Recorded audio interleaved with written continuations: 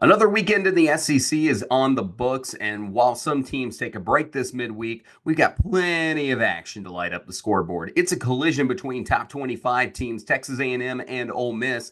Tennessee and Mississippi State square off in a defensive showdown. And what hope does Arkansas have left against Georgia? Plus, Alabama reaches 101st in a track meet in Rupp Arena. Mark Byington gets a signature win, knocking off Tennessee at home, and Auburn gets back-to-back top 25 wins without Johni Broome. We're recapping the action of the weekend in The Rebound. That's today and more on the Hoops Southbound Show.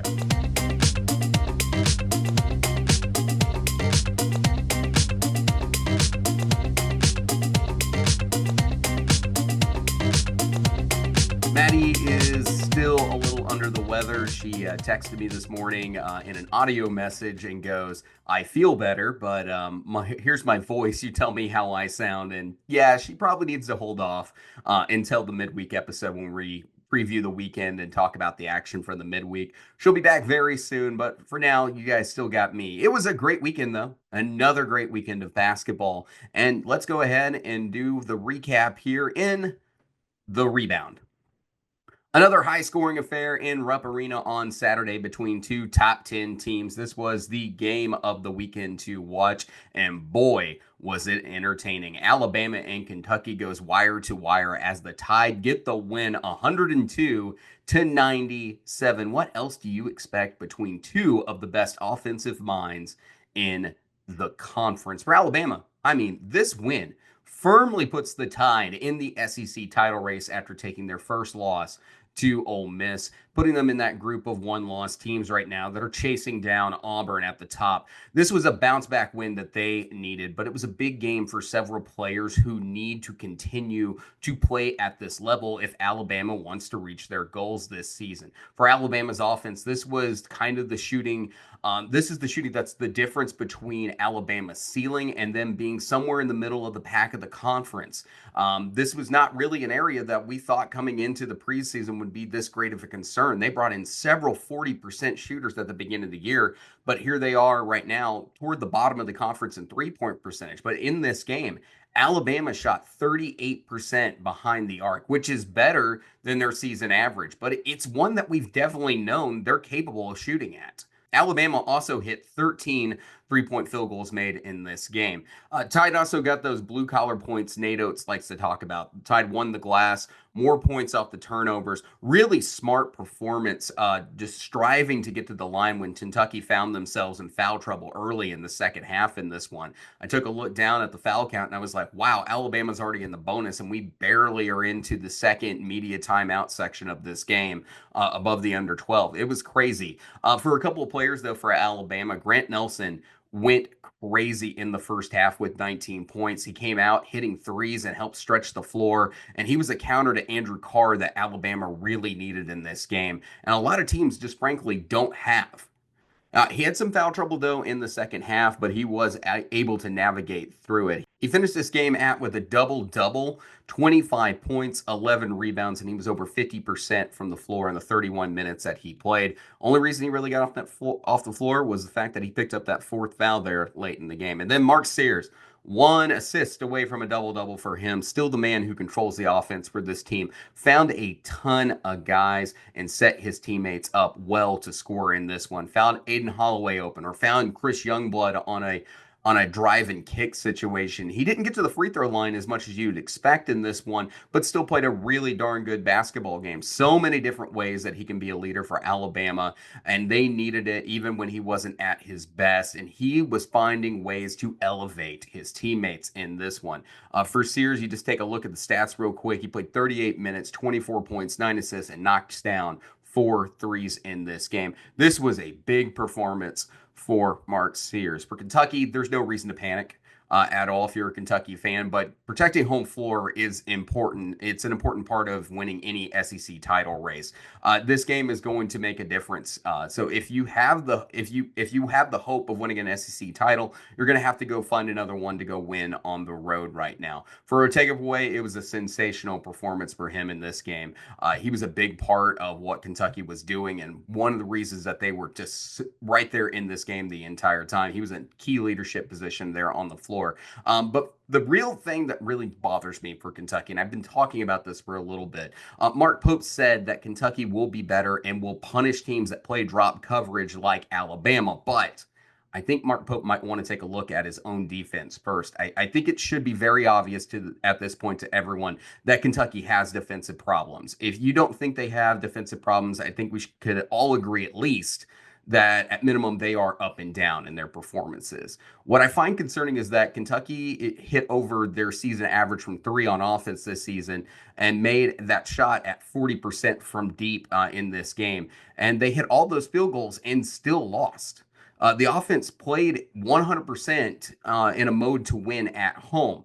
Wildcats have now allowed two opponents to score 100 points in their own home court there in Rupp Arena, and too many teams are scoring at an efficient rate against them.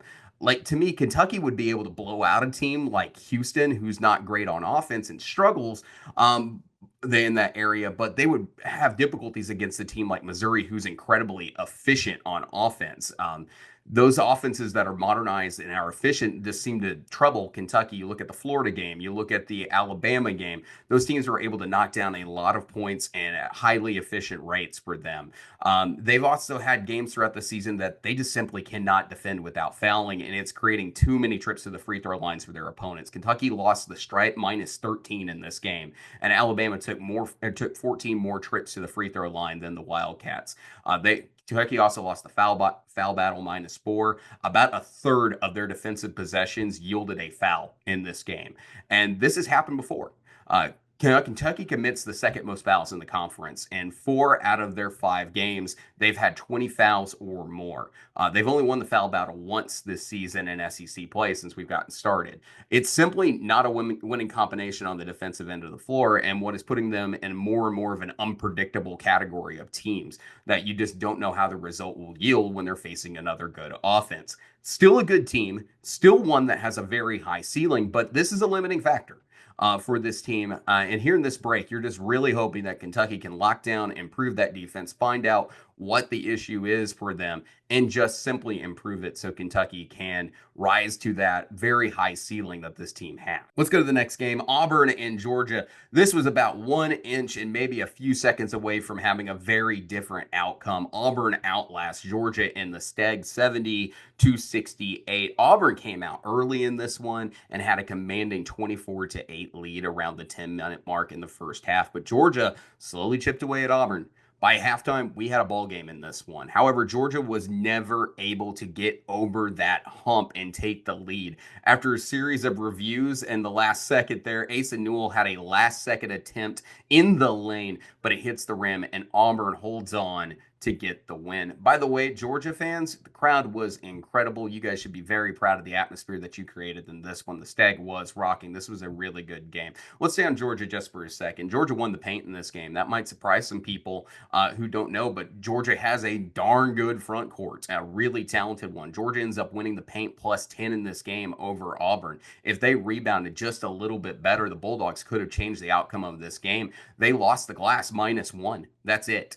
To Auburn, and they have guys who can rebound even without Johni Broome on this team. Asa Newell, he is simply a star, and he had a double-double in this game for him. Really good night, and like I mentioned, he was just a little bit away from sending this game into overtime. Sensational performance. He's showing why he's an NBA lottery pick. For Auburn, this is now 2 games in a row without Johni Broome that they come out and they win top 25 battles. There's still concerns, but they have the ability to grind out these wins in other ways and more unconventional ways than what it's been drawn up for Bruce Pearl this season. They're finding ways to get the job done. Good place to be as you got the break ahead here. The 3-point shooting and the free throws were the difference for Auburn in this one. We liked the guards that Auburn had better than Georgia's guards in this game, and those guys showed up. Tahad Pettiford was awesome. In 22 minutes, Todd Pettiford goes 7 for 13 from the field and puts up 24 points. He comes down with 3 rebounds and 2 assists and 2 steals in this game. Simply a great performance for him. Backcourt also puts up 10 of Auburn's 12 free throws in this game, and Auburn outshot Georgia +3 from deep in this game. Additionally, the bench made a big contribution for Georgia. The bench outworked Georgia simply by several points. Auburn's bench came in and had 32 points as compared to Georgia's bench having 15. Pettiford was a big part of that difference also. Georgia simply didn't have an answer for the freshman all game long, and Todd Pettiford was great in this one. There was a moment in this game, late in this one, where Dylan Cardwell kind of limped off the floor, couldn't put pressure on one of his feet there late in the game. I don't think he came back. You just got to hope that Dylan Cardwell isn't going to be out because that's because the great defense that he provides. Both Broome and Cardwell being out would be a significant blow for this team. But here they are. They got a week to get healthy before their next game. So hopefully this team can get healthy. Hopefully they continue this direction that they want to go in. Auburn's looks like a great basketball team. You're just hoping right now that health does not become the issue for the Tigers. Memorial Magic and stormed the court. Vanderbilt went up big in the second half and forced Tennessee to surge back late. Tennessee had 2 chances to win or send this game in overtime, but missed a second free throw attempt that was the nail in the coffin. And Vanderbilt has an amazing win over Tennessee, 76-75. Mark Byington said on SEC Network, "We did just enough." And boy, was this one you sweated out there at the end.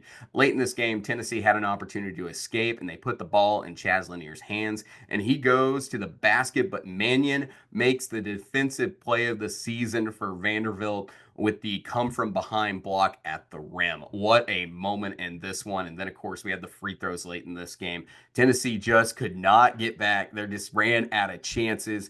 Vanderbilt gets the win. I love it. I love when I don't see something coming. The improbable happens. Reminds me how much fun basketball is, and that's better than any drug that you could get. We knew there was a path for Missouri to beat Florida. We talked about this, but this was a true shocker. 100% pure cut. Memorial Magic, craziest moment of the season thus far. Yeah, absolutely. For Vanderbilt, the way that they got this and why it was so just how it worked out. Vanderbilt needed to cause turnovers and get out and run and capitalize and make it a Vanderbilt style basketball game on a team that talent wise and physicality wise, they probably didn't match up great with, but they did the job. They led for most of this game until Tennessee surged back and they took advantage of those turnovers.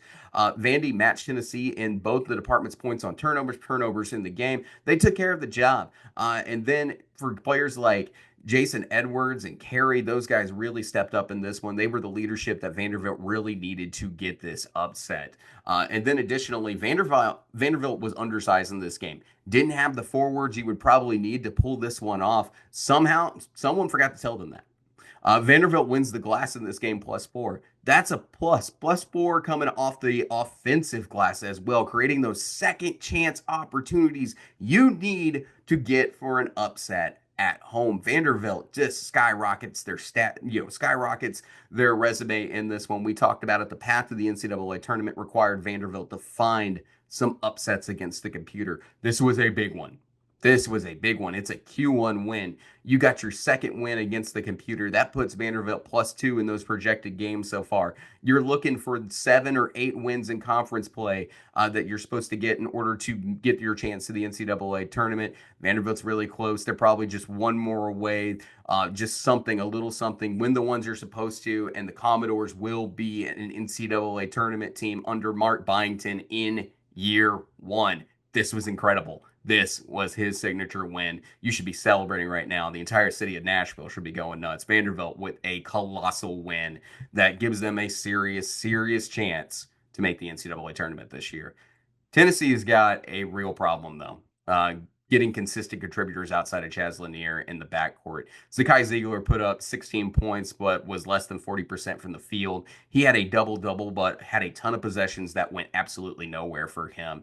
Then the backcourt from the bench only contributed 5 points that came from Jordan Gainey. The only other points Tennessee picked up off the bench was from Darlington DeBar, who had 3 points. Stats are also a little skewed in this game, as Tennessee struggled the majority of this game, but were able to lock in very late in this game and make a run and have a chance to get it into overtime or win it. They played a little more like you knew they could there over the last few minutes, but it was a little too late for them. Tennessee needs to find some other options on the offensive end or set players up to their strengths better. Something has to happen. The defense is championship caliber, and the offense has been overall good, but there are noticeable problems that need to be mitigated. They'll be able to find some of that, and hopefully they can find some of the adjustments throughout the rest of the season. If they can get that job done, they can take some bigger steps forward for this team. But right now, it's kind of looking like a Sweet 16 team for Tennessee right now. If they can't figure out how to get some more offensive contribution at an efficient rate outside of Chaz Lanier. Well, Chris Jans called it an internal must-win for him, and Mississippi State led every minute in regulation until the end when Ole Miss finally tied it up. It took overtime, but Mississippi State outlast rival Ole Miss there in the hump. Someone has to fix the review system, by the way, late in games, because I swear Chris Beard got about 3 free timeouts to set him up offensively late.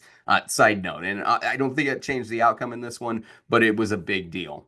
One player really stood out for Mississippi State, and you'd probably be surprised to hear that it wasn't Josh Hubbard. Riley Kugel gets his third 20-point game of the season in this one. Kugel, in 30 minutes in this game, put up 21 points, had 2 steals, 3 rebounds, and 2 assists, and a block to go along with it. A very good game for Riley Kugel in this one.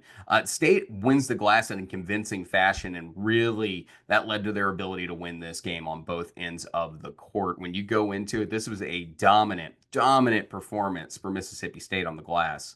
Bulldogs had 51 rebounds, pulled down 19 offensive rebounds and 32 defensive rebounds. They were plus 22 on the glass in this game. Truly a dominant fashion. Then State was also able to draw the fouls they needed to go plus on the free throw line as well. And then State's defense caused massive problems for Ole Miss. This was a really good performance there, especially in that first half. There were questions. I didn't even know if Ole Miss was going to be able to get to 25 there in the first half, as they were held to 29 points. It was rough offensive performance for Ole Miss, and they had to dig themselves out of that hole in the second half.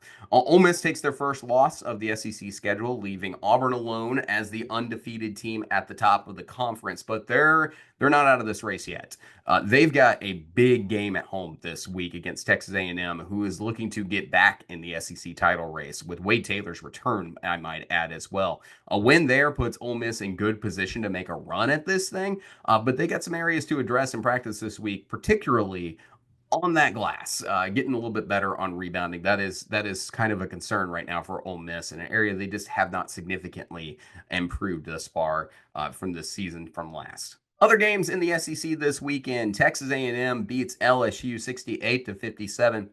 Wade Taylor is back. 12 points in his return. LSU made it a fight there in the first half, but ran out of gas there on the road. And Texas A&M cruises in that second half, putting a lot of space between them at the end. Missouri spanks Arkansas 83-65.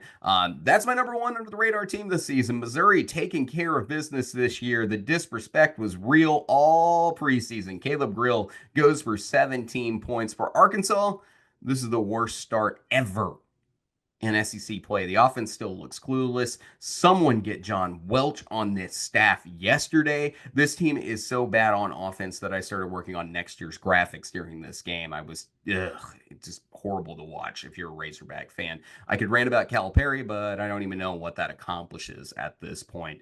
Season's essentially over, and we haven't hit February yet. Barring a complete 180 for this team is done. I said 2-2 is unacceptable over this 4-game stretch from LSU to Oklahoma for the Razorbacks. Right now, they're looking like they might go 0-4 and might be 0-10 in the SEC after they leave Rupp Arena at the beginning of February. It is a disaster.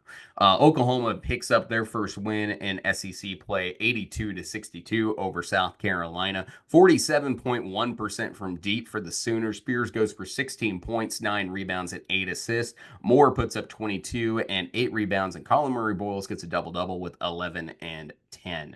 Florida says, we aren't going to do this upset thing twice. 84-60 over Texas. Texas. Gators go 40% from three in this game. Alex Condon grabs a double-double with 11 points and 12 rebounds. Martin puts up 22 points of his own, and Clayton gets 19. Horrid shooting game for Texas, one of their worst shooting games of the season. Not a recipe for success for this Texas team and how they're built. Looking at the SEC standings, Auburn is alone at the top as the sole undefeated team at 5-0. Then we've got Alabama, Missouri, and Ole Miss all sitting at 4-1. Then we got a little bit of a logjam at 3-2 between Florida, Tennessee State, Vanderbilt, Kentucky, and Texas A&M. Georgia comes in at 2-3. Oklahoma, Texas, and LSU all sitting at 1-4, and Arkansas and South Carolina are the last two teams without a win thus far in the SEC. Let's get a big board update because it's been a minute. We have taken a minute to look at the board in a minute here.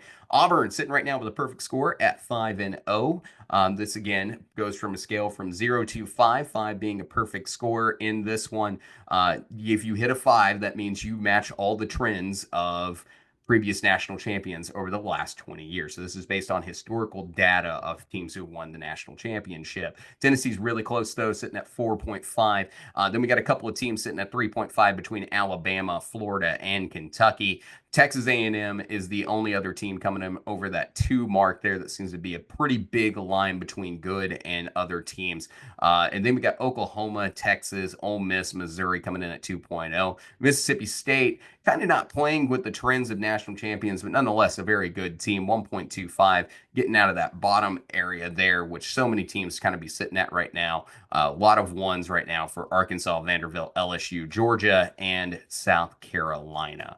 Again, this is not going to impact anything like tournament hopes or any other stats like that. This is just more, do you fit the bill of previous national champions? And that's more what we're vibing here. Not to say a team isn't good or good or bad, just more of how good are you, really is what this is. Vanderbilt is coming off a massive win against Tennessee, but have their work cut out for them at Alabama. Both teams coming off top 10 wins this weekend. This seems to me like another bet the over kind of game, but not the same way that you would suspect that Kentucky and Tennessee was. But we're going to watch two really good offenses play basketball in this one. I don't want to take away from Vanderbilt's win against Tennessee, but this seems like another game where they're just simply outmatched.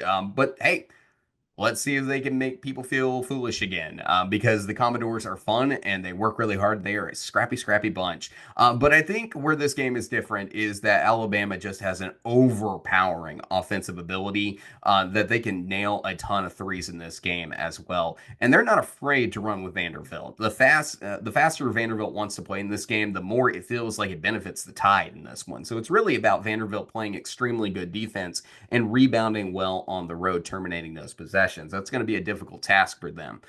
You go to the paper, Alabama also has Cliff Amore, Grant Nelson, and a lot of size in this front court. You count up the shooters on Alabama like Mark Sears, Chris Youngblood, and Aiden Holloway. You've got 10 three-point field goals or more likely on the way. Where Alabama just can't get broken down on this game is on the defensive end for Vanderbilt, where Alabama can't turn the ball over. That's the biggest issue here. Ole Miss took serious advantage of Alabama's mistakes in Coleman last week, and Vanderbilt just showed what they can do when a team is turning over the ball against them. Vandy is very scrappy and they're tough.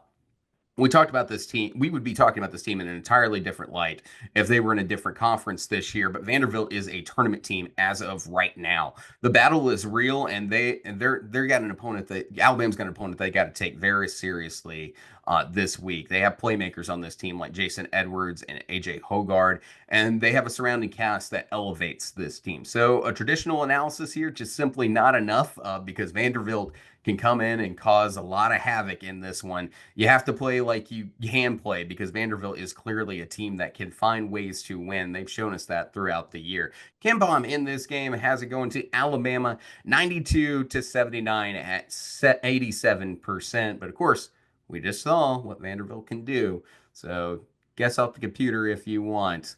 A little bit of things to take note of here. Turn that defense up to 11 in this one. Two of the best defenses in the SEC square off in TBA as Mississippi State heads to Knoxville to play Tennessee. Who's going to step up on Tennessee's offense outside of Chaz Lanier? That's the question. I'm looking for guys like Jordan Gainey. I'm looking for Zakai Ziegler to be a little bit more efficient in this game. And then also, while Tennessee does have good players in the front court like Felix Okpara and Igor Milicic, do they have the depth to play with Mississippi State in the front court? We talked about State. They have a huge front court rotation with a lot of different guys who can contribute. Riley Kugel could get down there and mix anywhere from 3 to 4. Cam Matthews makes big contributions.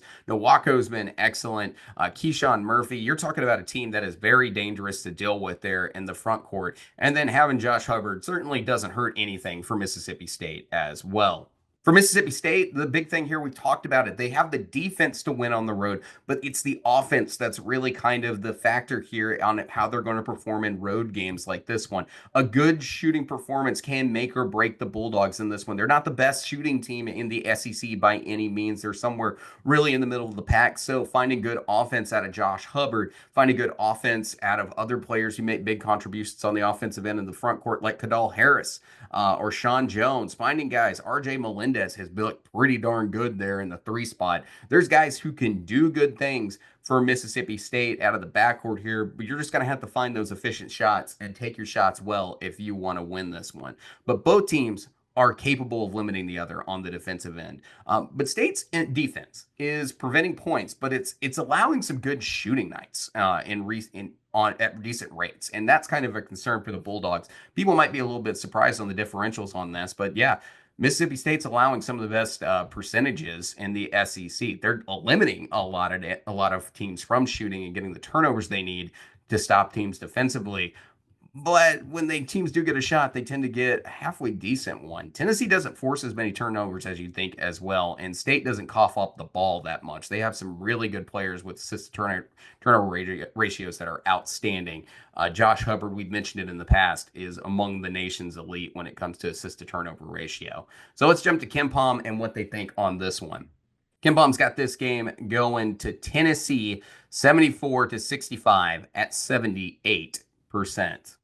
Missouri is red hot right now at the top of the SEC standings and is taking a trip to the Moody Center this weekend to face former Big 12 rival Texas. These are two very efficient offenses with the ability to perform at a high level on any given night.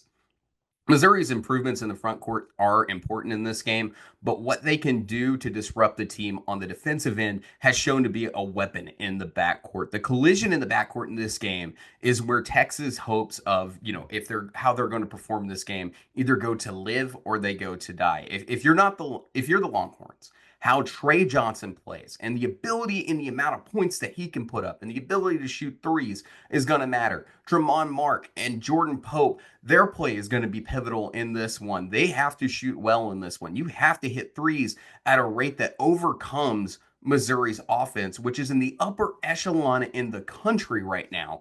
When you talk about efficiency rates, Missouri is outstanding, folks, when it comes to their offense. And right now, when you look at their offense, they are sitting at number 18 in the country in offensive efficiency, 119.7 points per 100 possessions. Very quality basketball team. You got to hit those threes. You've got to hit those threes because Missouri, when they're hitting threes, they are hard to play against. And Caleb Grill and Tamar Bates are cooking. And when they're cooking, they are dangerous. Those guys can play great, getting out there, hitting their shots and knocking them down. We saw them have a red-hot start against Arkansas, who is a good defensive team. We've talked about this. It's the offense that's a problem for Arkansas. And they were just nailing threes out there and pretty much put the game away in the first few minutes with the rate that they were hitting at, going on an 18-2 run to start the basketball game. These guys have the ability to get the job done. Additionally, in that front court, Arthur Kaluma is capable of taking out Mark Mitchell, but I don't think that Mark Mitchell is going to go MIA in this game. Whatever the Tigers can do, whatever they can get out of Mark Mitchell, and whatever they can get out of the rest of the front court may be the few extra points Missouri needs here to go on the road and get a very big W and what could be a quad one win for them.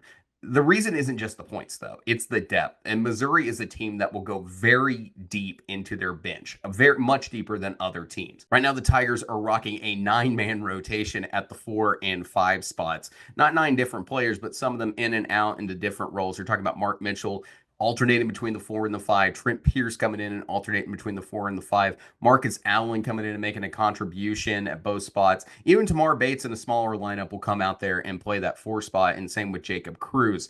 There's a lot of versatility in the way that they're doing things for this team. The Tigers have the rotation at each position to match up well in this game against Texas, and we've talked about the depth. I'm not going to go and nail it any longer, but you know as well, Rodney Terry has to get good minutes, productive minutes, and a lot of minutes out of Arthur Kaluma and Shedrick.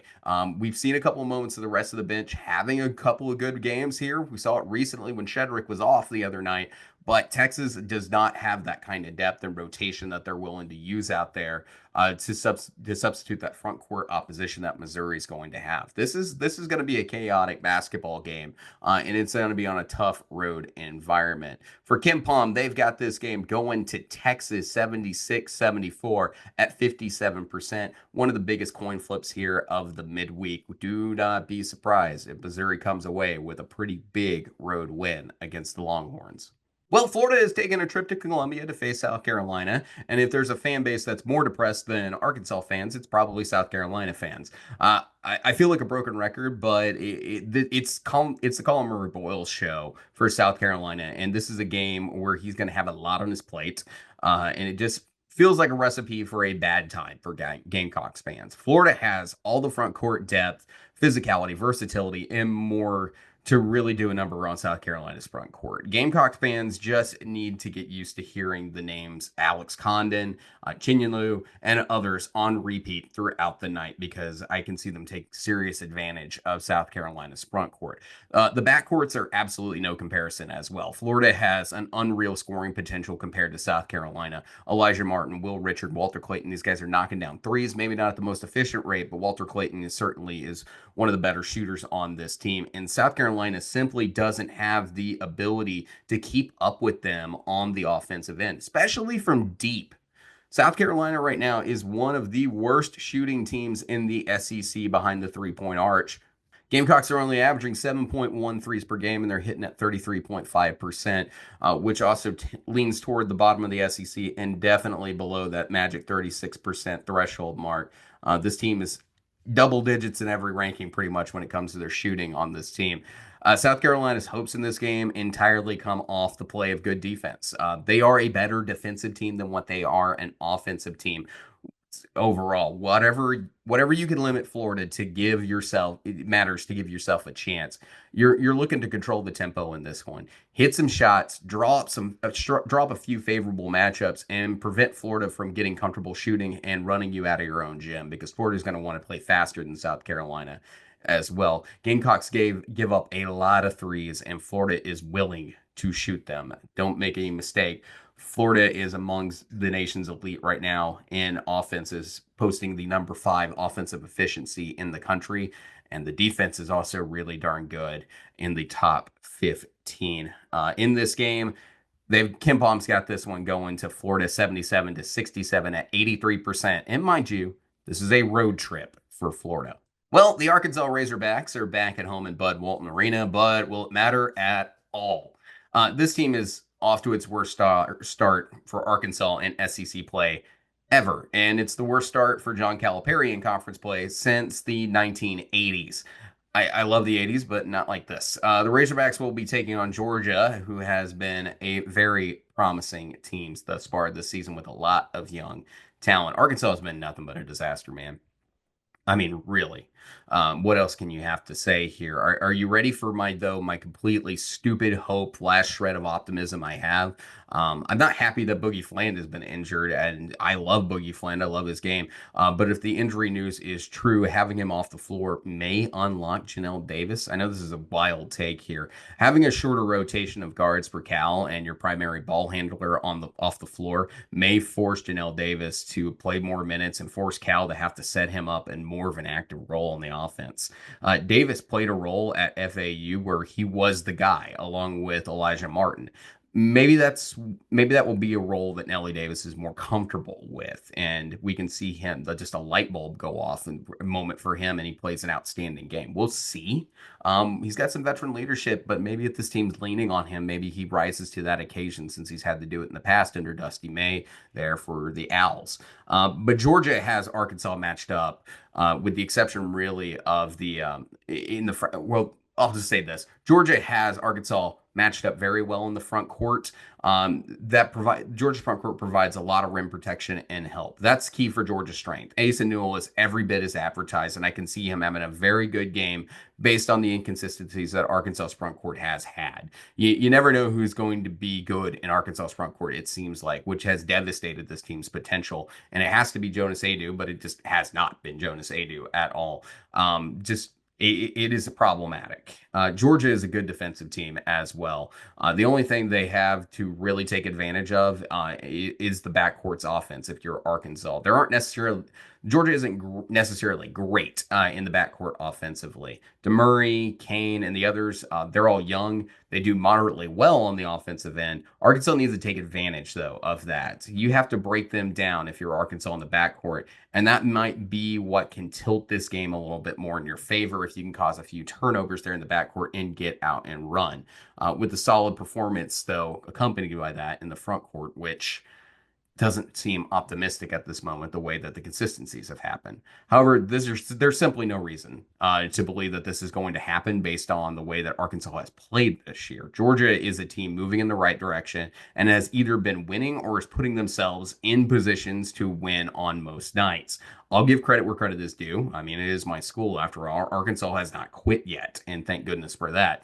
Maybe they do just need that one game, like Cal was saying. But right now the hope is next to zero, and you got to do something now, or it's over for this season. Uh, if Arkansas got back to Fayetteville from Columbia and there's done, there's no chance for them to win. If they still have some fight, maybe you find some magic. Maybe you have a good moment against the young Georgia team that's on the road here in Bud Walton Arena, and the fans show up a little bit more than what would be expected in this given moment. But here's what Ken Palm's saying in this one. They've got this game, believe it or not, going to Arkansas 70-68 at 56%.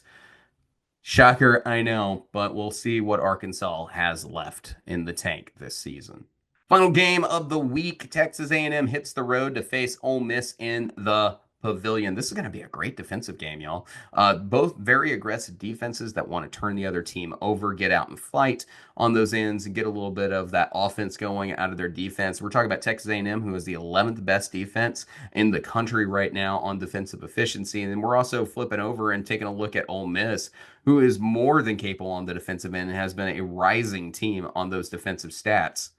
Ole Miss also carries with it a top 15 defense right now, allowing 93.9 points per 100 possessions. That's 13th in the country right now, so very good defensive matchup here. Also, let's say the good news here for Texas A&M. They needed Wade Taylor back. And they got Wade Taylor back, really needed him over the last couple of games, and the offense that he provides. He's the leader on this team, make no mistake about it. Wade Taylor is a big part of this game, and they've needed him in the worst way possible. We've seen some good minutes out of Zurich Phelps. We've seen a couple of good things going with Farrell Payne, but overall, Wade Taylor really needed to get back on this team right now. His offensive rating at almost 120 for Wade Taylor. He provides a lot of the spark that the Aggies are going to need in this one. What kind of shooting performance can A&M produce on the road? They've just simply not been a great scoring team, and a lot of their attempts are coming off those second rebound opportunities. We're going to talk about that, though, a little bit more in a second. But if you can be a little bit more efficient, can you get this road W? Can you hit at 48%? That's all I'm begging for here. Something halfway decent for Texas A&M. Hit some threes at a consistent rate, better than your season average on the road. What can you produce at that point? if you're the Aggies. The turnover battle, though, will favor Ole Miss on defense. They're really good at turning over the basketball, got the home environment behind them, and that's going to make a big difference in this game, how much they can turn Texas A&M over. Texas A&M right there kind of in the middle of the pack of the conference when it comes to turning over the basketball.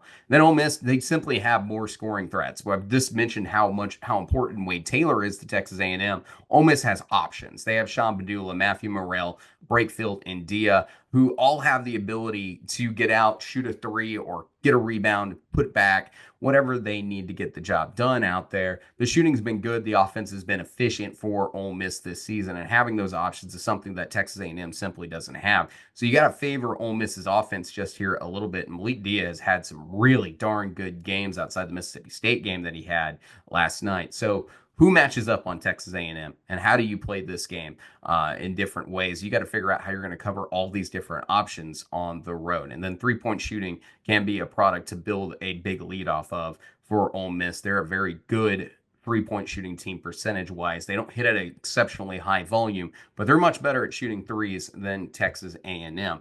One thing, though, that you'll notice, we talked about in the rebound just how much Ole Miss got their butt kicked on the glass, and we know what Texas A&M's good at. Rebounding, creating second chance opportunities for this team. That's how their offense hangs around in so many different games. Can they fight on the glass? Can they get the boards? They need to get a big road win here. So you're going to be looking at guys like Anderson Garcia, Farrell Payne, all these other guys, Henry Coleman, coming out, grabbing boards, doing what they can to get this win. How do they get the job done in this one and find that win? Solo Washington's important as well at that 4 spot. Who gets the boards? Who gets the putback? How efficient can you be on the glass, and how much can you run up the score in that rebound differential? Remember, Ole Miss just got embarrassed on the glass at Starkville this week, losing the glass by 22 boards. Ole Miss is even better Texas A&M is even better rebounding the basketball. So we'll see how much of a factor that plays in at the Pavilion. Let's talk about it. What KenPom has to say on this one. KenPom has this game going to Ole Miss at 71-68 at 61%. Really good matchup here. One to be paying attention to on Wednesday night. I know I didn't do picks. The reason, guys, is that me and Maddie do picks as kind of an internal friendly competition also in this one. It's not fair for me to just go and pick a bunch of games and try to get my percentage up when Maddie's not on the show. But yeah, we'll get back to it very soon. She'll be back very quickly. She's got flu, believe it or not. This is the first time in Maddie's life she's ever had the flu. She told me that today, which was just wild. Additionally, guys, lots of different content that I'm trying to put together here since it's a holiday weekend here for me at work.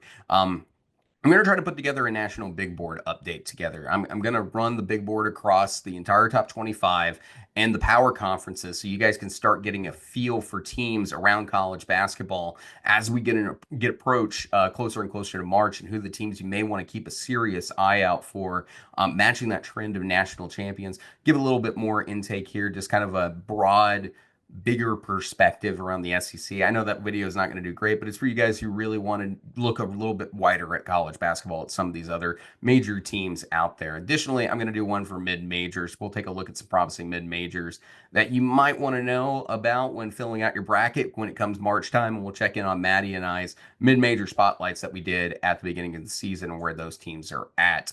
And then we're going to do breakdowns this week, and Auburn, Kentucky, Oklahoma, and LSU are all taking a break this week. We're going to examine where those teams are against those expectations that we had for them at the beginning of the season, and we're going to take a look at what they might need to improve the rest of the way and what they're excelling at to give them a lot of optimism moving forward, so on for the rest of the SEC schedule. So, guys, please like and subscribe. Maddie will be back real soon, I promise. I didn't realize when I saw the views last week how much more popular Maddie is than I on this show, but yeah, she'll be back soon. I promise, guys. She'll be back. Just getting over being sick. But, guys, please like and subscribe, and we'll catch you guys in the next one.